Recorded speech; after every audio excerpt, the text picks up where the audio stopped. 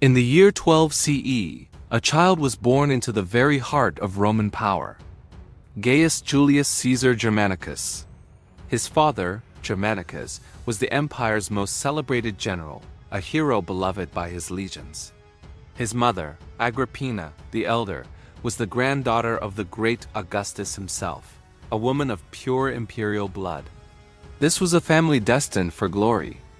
As a boy, Gaius followed his father on military campaigns along the Rhine frontier. The rough, battle-hardened soldiers were charmed by the sight of him in a miniature uniform, complete with tiny military boots. They gave him a playful nickname that would stick for all of history, Caligula, or Little Boots. He became the army's mascot, the smiling face of Rome's military might. At just 7 years old, he watched his father's triumphal parade in Rome, dreaming of the day he too would command legions. But this idyllic childhood was shattered. While in Syria, his father Germanicus died suddenly and mysteriously. The entire empire plunged into mourning and dark rumors swirled. Many believed Emperor Tiberius, jealous of Germanicus's popularity, was behind the death. Caligula's mother, Agrippina, didn't just whisper. She openly accused the emperor, an act of defiance that sealed her family's fate. Tiberius's retaliation was swift and merciless. One by one, Caligula's mother and older brothers were exiled, imprisoned, or executed. They vanished into the shadows of imperial politics. Through the carnage, only young Caligula survived, shielded by his age and his terrified silence. Eventually, the aging Emperor Tiberius summoned him to his secluded island palace on Capri. For years, Caligula grew up in a den of paranoia and cruelty. He learned a vital lesson for survival: to wear a mask. He smiled while his family was destroyed, a chilling performance that kept him alive. Tiberius, observing the boy, was said to have muttered, "I am nursing a serpent for the people of Rome." Caligula watched the old emperor, studying his every move, every cruelty, every weakness. He learned that true power wasn't earned through love, but seized through fear. In 37 CE, Tiberius died, and Caligula, the last surviving son of Germanicus, inherited the throne. Rome erupted in celebration. The dark, fearful years of Tiberius were finally over. The Senate hailed him as a savior, the rightful heir who would restore the empire's honor. Caligula's first acts seemed to confirm their hopes. He freed political prisoners, recalled exiles, and publicly burned the records of treason trials, promising an era of mercy. Crowds chanted his name in the streets as flowers rained down from balconies. He lavished the city with spectacular games, public feasts, and generous gifts, spending a fortune to win the hearts of his people. He was the son of Germanicus, and he played the part perfectly. He erected statues to honor his dead parents, and the people wept with gratitude in the Forum. Temples made offerings for his health and prosperity. He would ride through Rome in shining armor, the very image of his heroic father.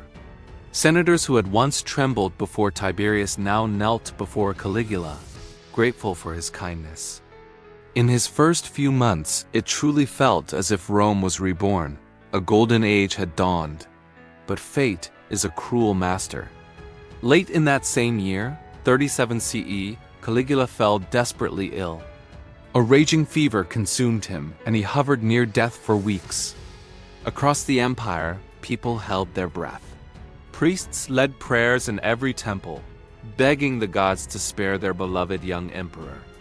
Finally, the fever broke. Caligula recovered. But the man who rose from that sickbed was not the same one who had fallen ill. Something inside him had fractured.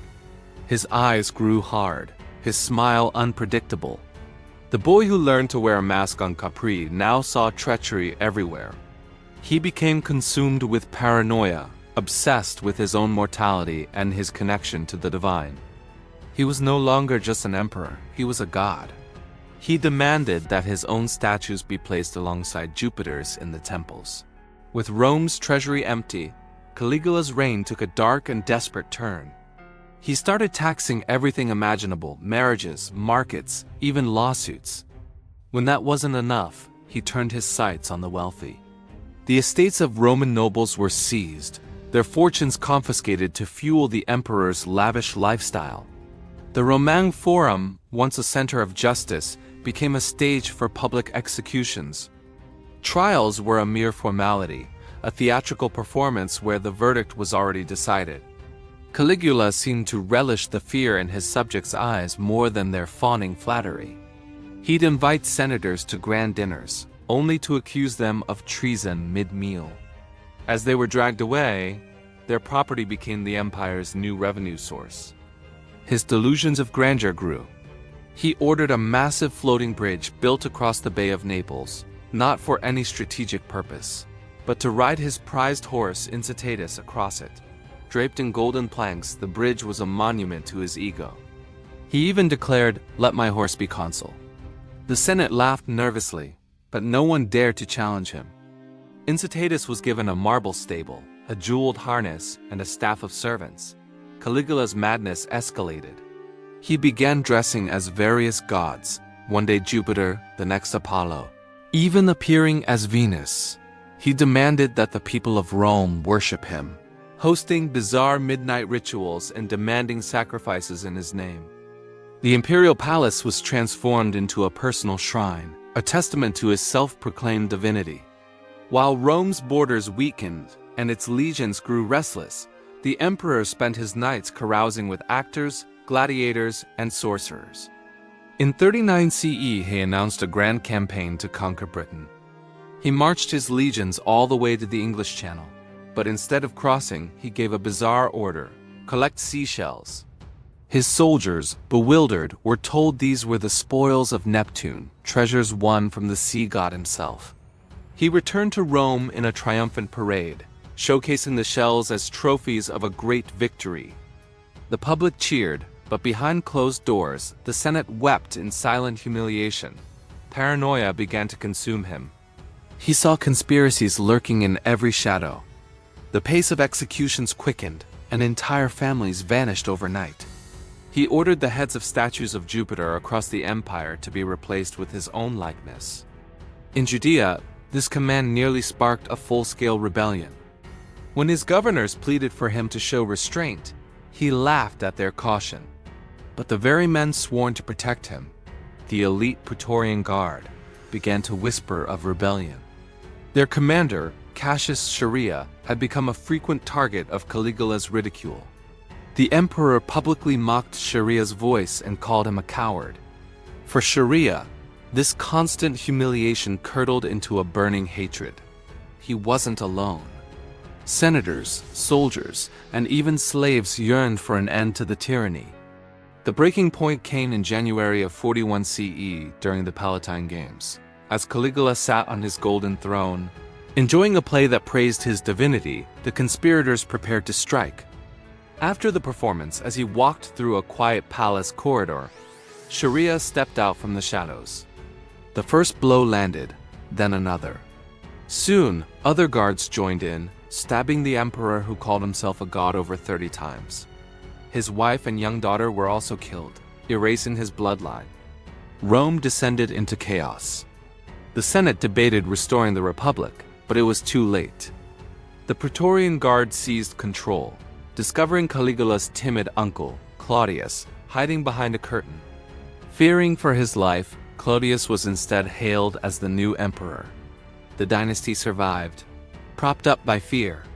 Caligula's statues were smashed and his name officially erased from all public records.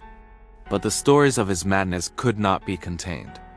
Was he truly insane, or simply a man corrupted by absolute power? His brief, brutal reign serves as a timeless warning, a story carved in marble. No man is a god. And as Rome moved on, it learned a bloody lesson that even emperors can bleed. Thank you for watching. If you want to explore more stories from the shadows of history, be sure to subscribe.